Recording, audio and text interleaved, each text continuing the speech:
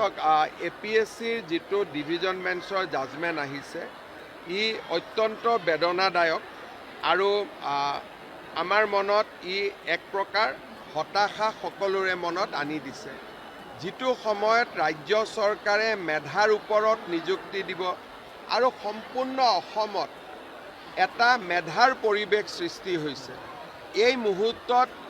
APSCৰ যোৱাকালি যিটো জাজমেণ্ট আহিছে মই গোটেই পঢ়া নাই, কিন্তু বাতৰি কাকতত যি ধৰণে প্ৰকাশ পাইছে সেই জাজমেণ্টটোৱে যদি সঁচা হয়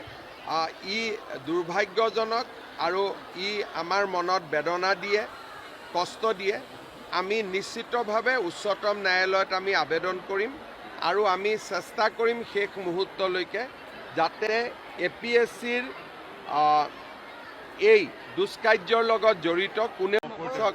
APSCৰ যিটো ডিভিজন বেঞ্চৰ জাজমেণ্ট আহিছে ই অত্যন্ত বেদনাদায়ক আৰু আমাৰ মনত ই এক প্ৰকাৰ হতাশা সকলোৰে মনত আনি দিছে। যিটো সময়ত ৰাজ্য চৰকাৰে মেধাৰ ওপৰত নিযুক্তি দিব আৰু সম্পূৰ্ণ অসমত এটা মেধাৰ পৰিৱেশ সৃষ্টি হৈছে, এই মুহূৰ্তত APSCৰ যোৱাকালি যিটো জাজমেণ্ট আহিছে মই গোটেই পঢ়া নাই, কিন্তু বাতৰি কাকতত যি ধৰণে প্ৰকাশ পাইছে সেই জাজমেণ্টটোৱে যদি সঁচা হয় ই দুৰ্ভাগ্যজনক আৰু ই আমাৰ মনত বেদনা দিয়ে, কষ্ট দিয়ে। আমি নিশ্চিতভাৱে উচ্চতম ন্যায়ালয়ত আমি আবেদন কৰিম আৰু আমি চেষ্টা কৰিম শেষ মুহূৰ্তলৈকে যাতে APSCৰ এই দুষ্কাৰ্যৰ লগত জড়িত কোনেও